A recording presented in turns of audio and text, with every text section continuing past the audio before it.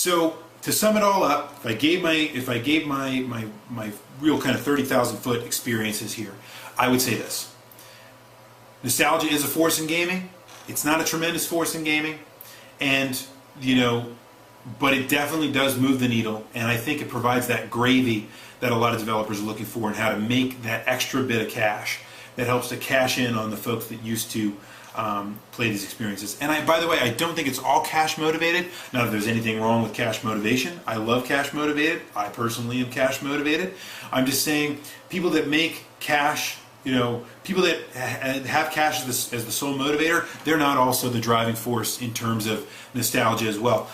A lot of developers put nostalgic stuff inside those experiences for no reason other than they want to pay homage, and they want you guys and all of us that are nostalgic for some of those experiences to see them. And the other example I was going to talk about was GoldenEye.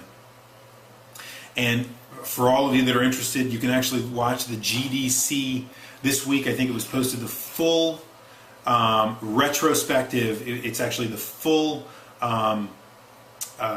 video presentation from GDC that is the post-mortem from the original GoldenEye from Nintendo 64. If you haven't seen this, you need to see it. It's awesome. But the point is, the reason why I brought that up and why I thought it was great that it happened this week right in our nostalgia talk is because so many people have tried to remake GoldenEye, and I think it is the perfect example of how you can do it very well and still not sell a lot of games. GoldenEye at the time was new in a lot of interesting ways, and what it did was it broke the threshold. So what we're nostalgic for are games that did something that was just a little bit different or piqued our interest in a different way. What that means is that they set the bar for us. That means that we go and we expect from our new games that the bar needs to be here, and if the bar isn't here, it's underneath and we're not going to spend our money on it. And that's why I think when we go back and play some of those older games, they have nostalgic value to a point, but they're not really fun anymore because they set the bar here, and now the bar is here, right? So I think that's important in our conversation of nostalgia as well. When we look back, that is the key thing that makes us makes nostalgia fail, but also makes it fun. It makes us take a look at it again and makes it something worth watching. That really gets at what Maze was talking about, the two forces of being awesome. We want to be nostalgic, but we also never really get there at the same time.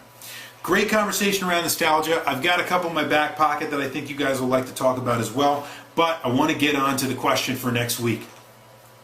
So I started thinking about nostalgia, and the other thing is, guys, I want to ask a question that really gets us all kind of in there. I want to get us all in the ring.